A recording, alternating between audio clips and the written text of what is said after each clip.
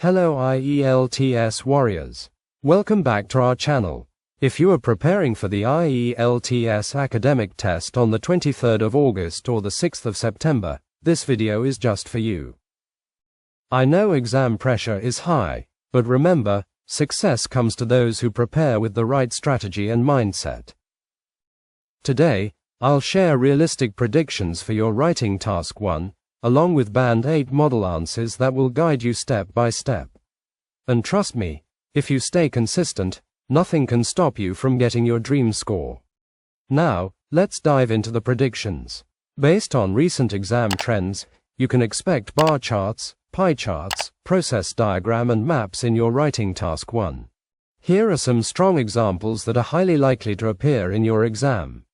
Now population bar chart, 2023, comparing 8 countries' populations.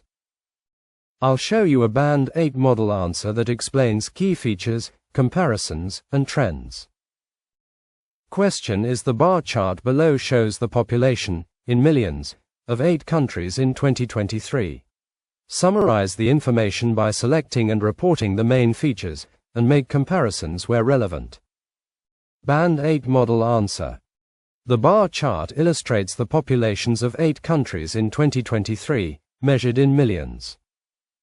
Overall, China and India had the highest populations, far exceeding the other nations. In contrast, Bangladesh had the smallest population among the listed countries. China was the most populous country, with approximately 1.4 billion people, followed closely by India at around 1.3 billion. The United States ranked third, with roughly 330 million inhabitants, which was significantly lower than the top 2 countries. Indonesia and Pakistan came next, with populations of about 270 million and 230 million, respectively. The remaining countries, Brazil, Nigeria, and Bangladesh, had comparatively smaller populations. Brazil and Nigeria each had around 210 million people, while Bangladesh trailed behind with approximately 170 million. In summary, while China and India dominated in terms of population size, the figures decreased noticeably for the other nations, with Bangladesh having the lowest population among the 8. Now monthly sales chart, 2023, company sales over the year. This teaches you how to describe fluctuations, peaks, and lowest points in data. I'll show you a Band 8 model answer that explains key features, comparisons, and trends. Question is: the bar chart below shows the monthly sales, in thousands of dollars, for a company in 2023. Summarize the information by selecting and reporting the main features, and make comparisons where relevant. Band 8 model answer. The bar chart displays the monthly sales performance of a company in 2023, measured in thousands of dollars. Overall, sales fluctuated throughout the year, with the highest revenue occurring in December and the lowest in January. Sales began at $20,000 in January and gradually increased to $35,000 by March. However, there was a slight decline in April, dropping to $30,000. From May to July, sales remained stable at around $32,000. A significant rise occurred in August, reaching $45,000, followed by a minor dip to $40,000 in September. The final quarter of the year showed a steady upward trend.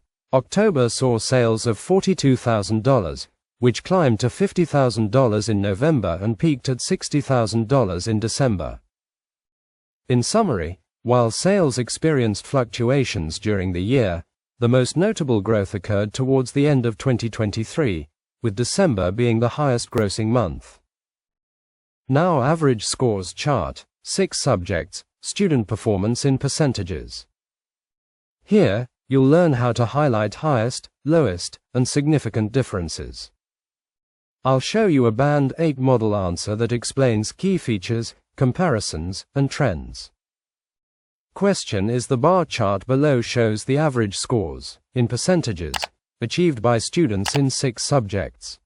Summarize the information by selecting and reporting the main features, and make comparisons where relevant. Band 8 Model Answer. The bar chart compares the average student performance across 6 subjects, measured in percentages. Overall, students scored highest in art and lowest in history, with scores in other subjects varying moderately.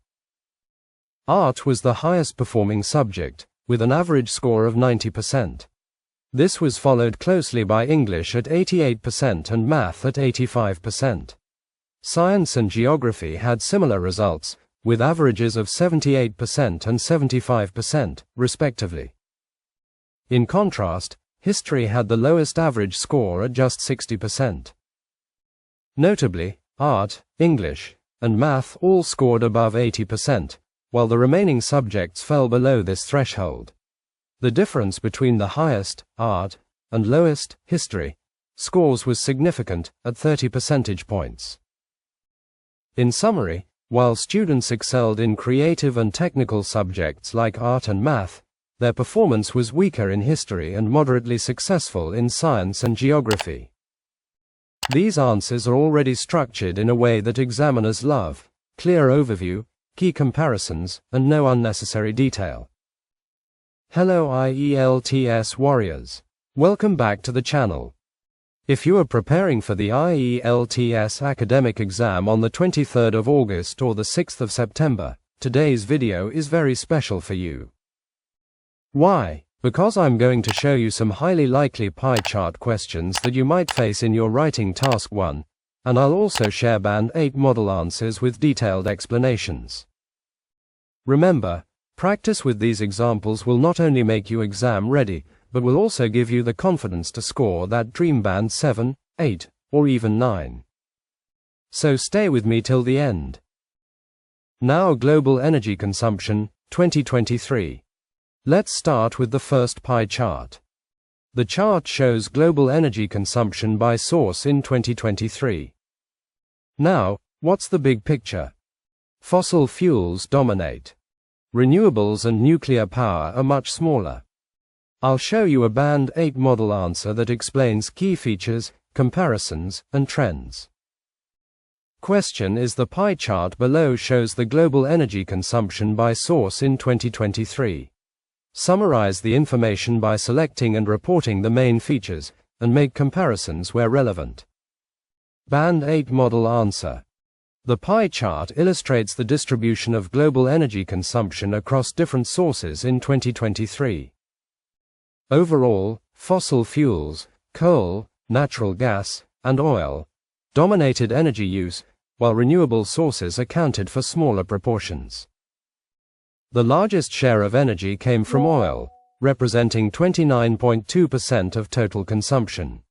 Natural gas followed closely at 25.5%, and coal contributed 22.6%. Together, these three non-renewable sources made up 77.3% of global energy use. Among renewable energy sources, hydroelectric power was the most significant at 11.3%. Nuclear energy accounted for 5.7%, while other renewables, including solar and wind, made up 3.8%. The smallest portion, labeled Other, stood at 1.9%. In summary, while fossil fuels remained the primary energy sources worldwide in 2023, renewable and nuclear energy collectively represented a much smaller fraction of total consumption. The Band 8 answer points out that oil is the largest contributor at 29.2%, followed by natural gas, 25.5%, and coal, 22.6%. Together, these three sources make up more than 3/4 of global energy use. On the other hand, renewables are far behind. Hydroelectric power takes 11.3%. Nuclear energy 5.7%. Other renewables, like solar and wind, just 3.8%. And the tiny Other category is 1.9%. Takeaway for your exam: when describing pie charts, always highlight the largest, smallest, and grouped categories. Here, fossil fuels clearly dominate the chart, which makes your overview strong. Now annual revenue by product category. Now, let's move to the second chart. This pie chart shows the annual revenue distribution of a company by product category. I'll show you a Band 8 model answer that explains key features, comparisons, and trends. Question is: the pie chart below shows the annual revenue distribution by product category for a company. Summarize the information by selecting and reporting the main features, and make comparisons where relevant. Band 8 model answer. The pie chart illustrates the proportion of annual revenue generated by different product categories for a company. Overall, electronics and clothing were the most significant revenue sources, while books, toys, and other categories contributed the least. Electronics accounted for the largest share of revenue at 35%, followed by clothing at 20%. Home goods and beauty products each contributed 15% and 10% respectively. Groceries generated 8% of the revenue, while books and toys made up smaller proportions at 5% and 4%. The other category represented the smallest share at just 3%. Notably, electronics alone contributed more than 1/3 of the total revenue, exceeding the combined share of books, toys, and other minor categories, 12%. Clothing and home goods together accounted for 35%, matching the electronics category. In summary, while electronics dominated the company's revenue stream, clothing and home goods also played substantial roles, with smaller categories contributing minimally. The Band 8 answer identifies the key points. Electronics is the giant here with 35%, followed by clothing at 20%. Home goods and beauty products also play important roles with 15% and 10% respectively. Meanwhile, groceries contribute 8%, and the smaller players, books, 5%, toys, 4%, and others, 3%, are minimal. An interesting observation is that electronics alone, 35%, equals the combined share of clothing and home goods, also 35%. Also, notice how the three minor categories, books, toys, other, together make up only 12%, which is even smaller than clothing alone. Exam tip: for company revenue or sales data, always emphasize major contributors versus minor categories, and compare how big one is compared to another. Now daily time allocation. And finally, let's look at the third prediction. This pie chart illustrates the average daily time allocation across different activities. I'll show you a Band 8 model answer that explains key features, comparisons, and trends. Question is: the pie chart below shows the average daily time allocation across different activities. Summarize the information by selecting and reporting the main features, and make comparisons where relevant. Band 8 model answer. The pie chart illustrates how people typically allocate their time across various daily activities, measured in percentages. Overall, sleep and work dominate the daily schedule, while other activities like exercise and commuting occupy significantly smaller portions. Sleep accounts for the largest share at 33.3%, followed closely by work at 29.2%. Meals and entertainment each represent 8.3% of the day, while family time constitutes 6.2%. Smaller proportions are dedicated to commuting, 4.2%, and exercise, 2.1%. The remaining time, 8.3%, is allocated to unspecified activities labeled as other. Notably, sleep and work combined make up nearly 2/3 of the day, 62.5%. In contrast, leisure and personal care activities, exercise, entertainment, family time, collectively account for less than 20%. In summary, while essential activities like sleep and work consume most of the day, relatively little time is reserved for personal well-being and leisure pursuits. Here's what the Band 8 answer highlights. Sleep takes the biggest slice at 33.3%. Work comes next with 29.2%. Together, These two essential activities already account for nearly 2/3 of the day, 62.5%. Other activities take smaller shares. Meals and entertainment, 8.3% each. Family time, 6.2%. Commuting, 4.2%. Exercise, 2.1%. And finally, the other category is 8.3%.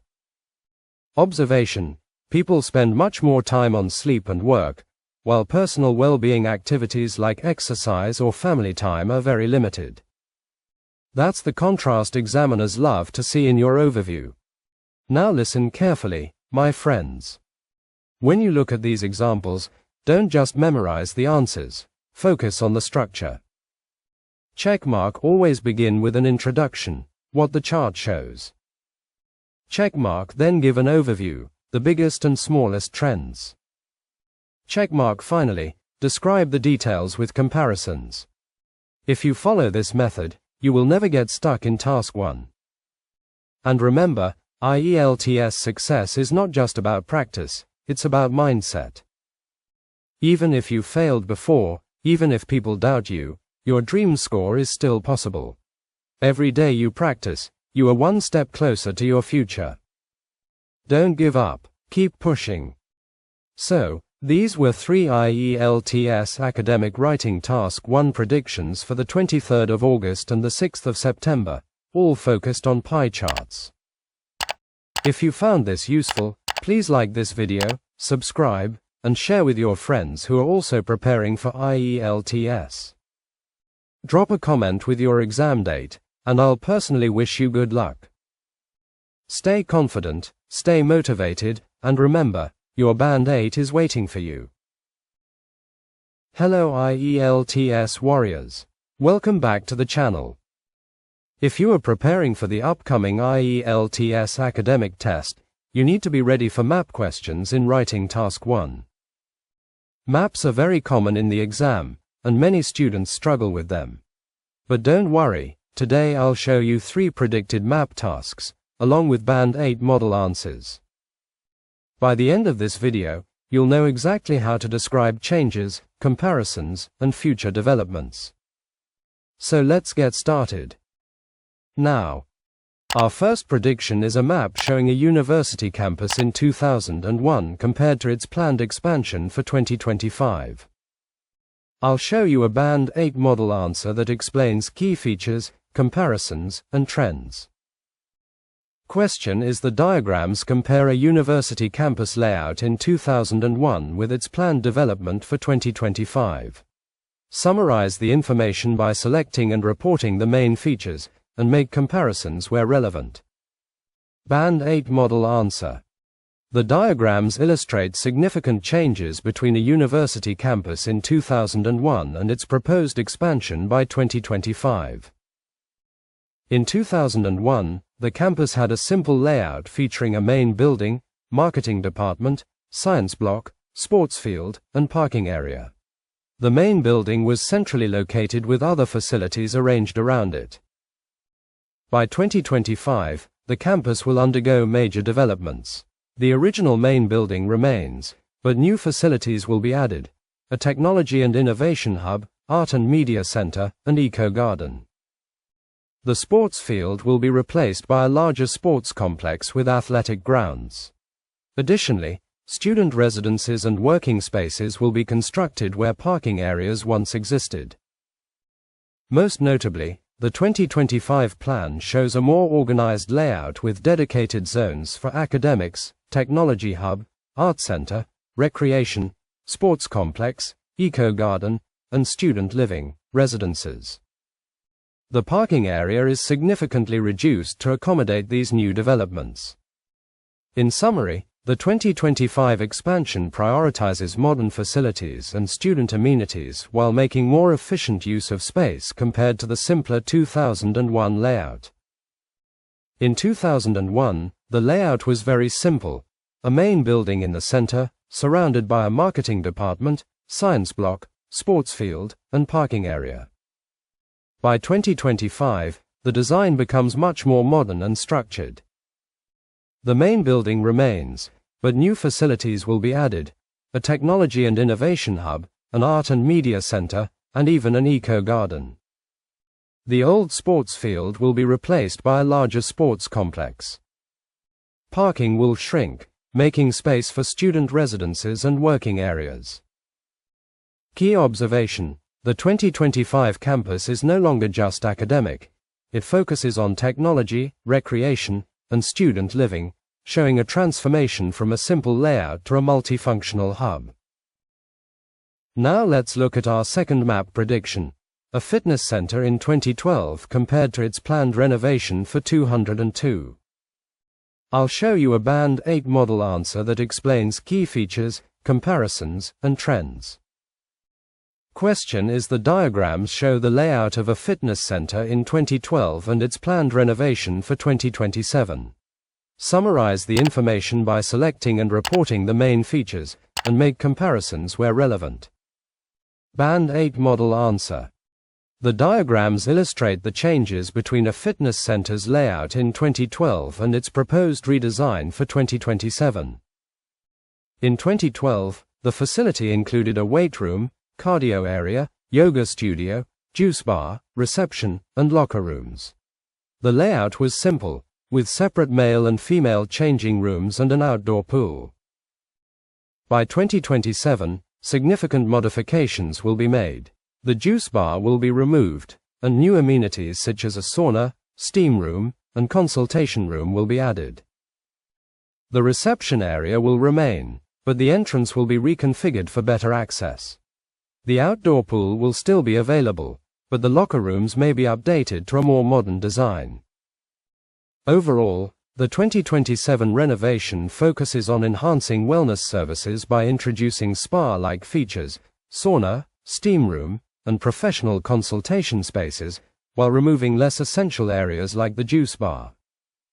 The layout will become more functional, prioritizing health and relaxation over basic amenities. In 2012, the fitness center had a weight room, cardio area, yoga studio, juice bar, reception, locker rooms, and an outdoor pool. Pretty basic. But by 2027, big upgrades are planned.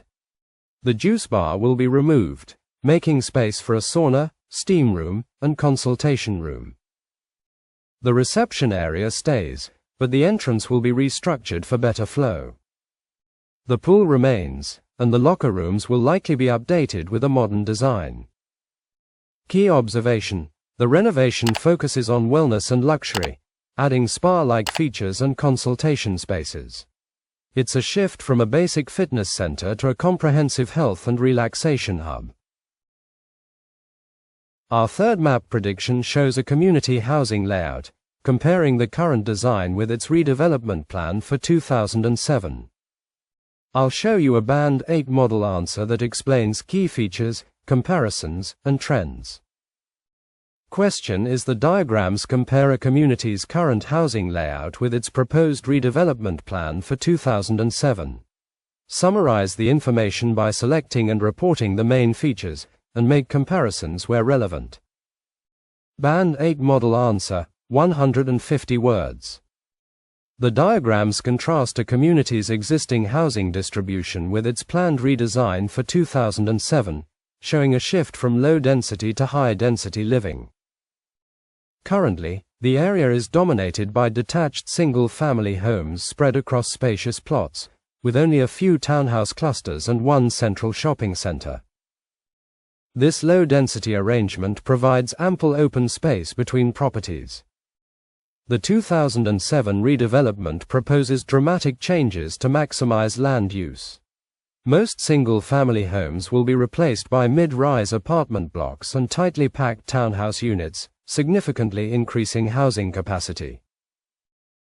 The shopping center remains intact but will be surrounded by new townhouse developments. The new layout organizes housing types into distinct zones, apartment complexes in some areas and townhouse neighborhoods in others, creating a more structured community plan. These modifications will transform the area from a sparse suburban neighborhood into a more urbanized residential community. While the shopping center retains its central role, the overall character changes fundamentally through increased density and more efficient land use. The plan clearly prioritizes accommodating population growth over maintaining the original spacious layout. Currently, the area is dominated by single-family homes spread out on large plots, with one central shopping center. The character is suburban, low density, with lots of open space. But in the 2007 plan, everything changes. Detached houses will be replaced with apartment blocks and closely packed townhouses. The shopping center remains, but it will be surrounded by new housing units. The whole layout becomes more zoned and organized, with clear areas for apartments and townhouses. Key observation: this redevelopment shifts the community from a quiet, spacious suburb to a densely populated, urban-style neighborhood, clearly prioritizing population growth and land efficiency. Friends, here's something important. Maps always test your ability to describe change over time. Don't panic when you see them. Start with an introduction, what the map shows and which years are compared.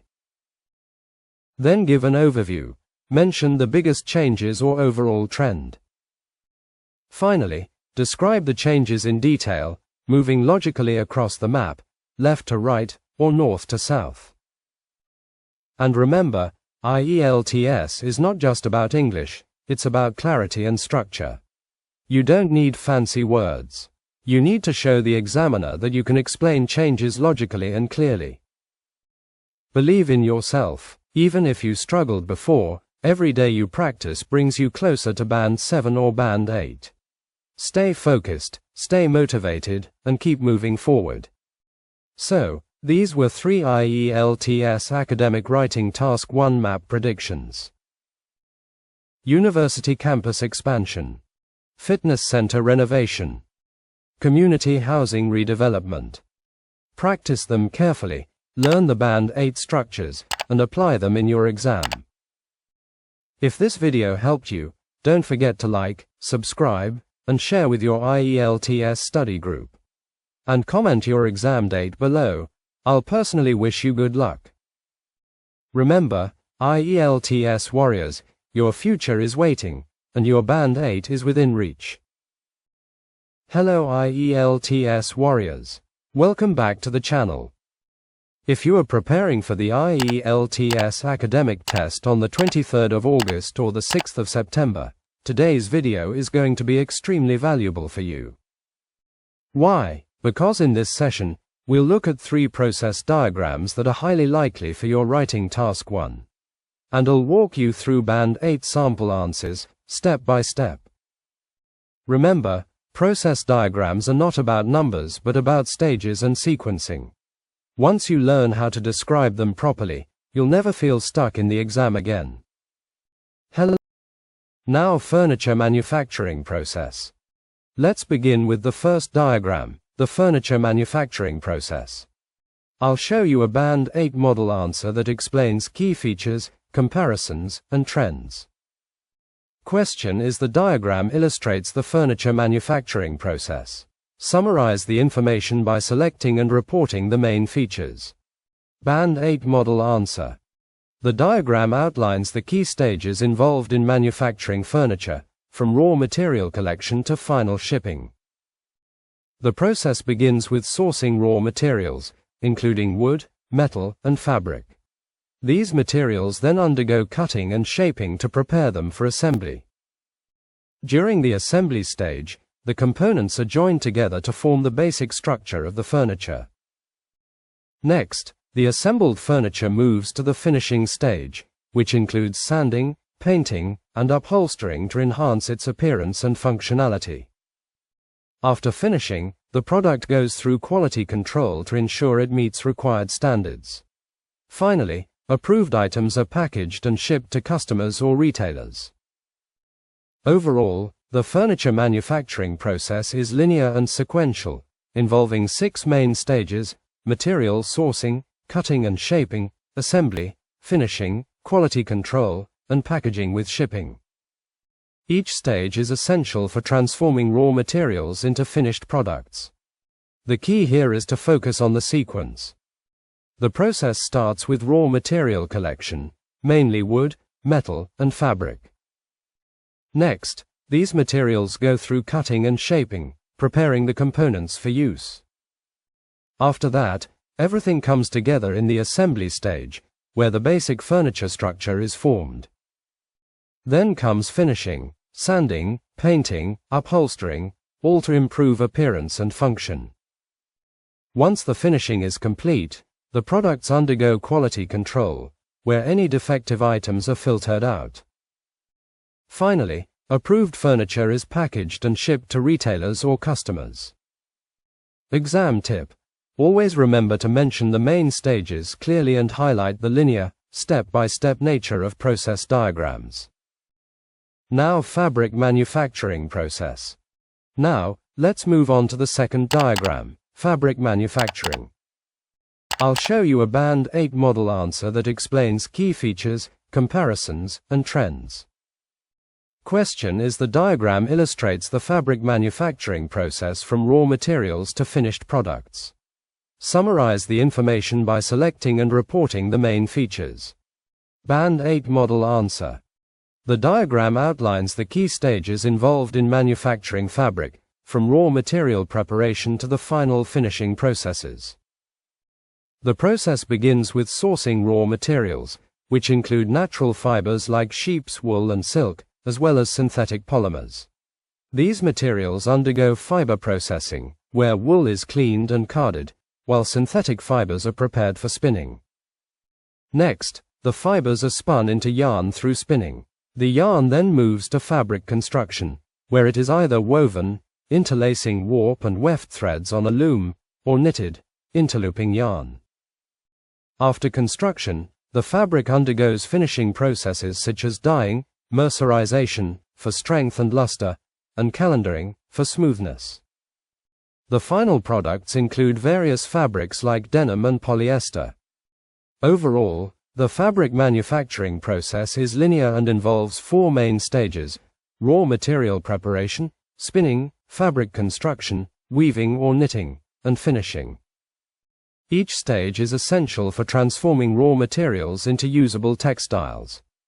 This process begins with raw material preparation. Natural fibers like wool are cleaned and carded, while synthetic fibers are prepared separately. Next, both types are spun into yarn. Once the yarn is ready, fabric construction begins. There are two main methods here: weaving, interlacing threads on a loom; knitting, interlooping yarn. After that, the fabric goes through finishing treatments: dyeing for color, mercerization for strength and shine, and calendaring for smoothness. The final outcome: usable fabrics like denim, polyester, or silk cloth. Important: when describing process diagrams with alternative methods, always mention both pathways, here, weaving or knitting. Now, ballpoint pen manufacturing process. And finally, let's look at a very interesting one: the manufacturing of ballpoint pens. I'll show you a Band 8 model answer that explains key features, comparisons, and trends. Question is: the diagram shows the manufacturing process of ballpoint pens. Summarize the information by selecting and reporting the main features. Band 8 model answer. The diagram illustrates how ballpoint pens are manufactured from raw materials to finished products. The process begins with gathering three main materials: plastic pellets for pen bodies, metal rods for parts, and ingredients for ink. These materials are then processed separately. First, plastic pellets are shaped into pen barrels using injection molding. Second, ink is made by mixing pigments, solvents, and resins. Third, metal rods are used to create the pen tips, with tungsten carbide balls and brass casings, and the spring mechanisms. Next, these components are assembled. The ink is put into the plastic barrels and the metal tips are attached to make ink cartridges. At the same time, the spring mechanisms are prepared. After assembly, each pen is checked for proper ink flow and mechanism function. Finally, the complete pens are packaged and sent to stores. The whole process shows how different materials come together through various stages to create a working pen. This process starts with 3 raw materials: plastic pellets, for pen bodies; metal rods, for tips and springs; and ink ingredients, pigments, solvents, resins. Each is processed separately. Plastic pellets are molded into barrels. Ink is prepared by mixing the ingredients. Metal rods are shaped into pen tips and spring mechanisms. Next, everything is assembled together. The ink goes into cartridges, the tips are attached, and the spring mechanisms are fitted. Then comes quality control, where pens are tested for ink flow and mechanical function. Finally, the pens are packaged and distributed to stores worldwide. Reminder: for production diagrams, highlight how different raw materials come together into one final product. Friends, I know that process diagrams often look scary at first, so many arrows, steps, and details. But don't panic. Always start with an introduction. The diagram illustrates. Then give an overview. Mention how many main stages and whether the process is linear or cyclical. Finally, describe the stages in order, using connectors like first, next, after that, finally. If you follow this simple structure, you can handle any process diagram confidently. And remember this: IELTS is not just testing your English, it's testing your clarity of explanation. You don't need complex words. You need clear, logical sentences. So, these were 3 IELTS Academic Writing Task 1 predictions. Furniture manufacturing, fabric production, and ballpoint pen manufacturing. Practice these band 8 samples, copy the structure, and apply it to any new diagram you face in the exam. If you found this video helpful, don't forget to like, subscribe, and share with your study partners. And comment below with your exam date. I'll personally wish you good luck. Stay confident, IELTS warriors. Your band 8 or 9 is waiting for you.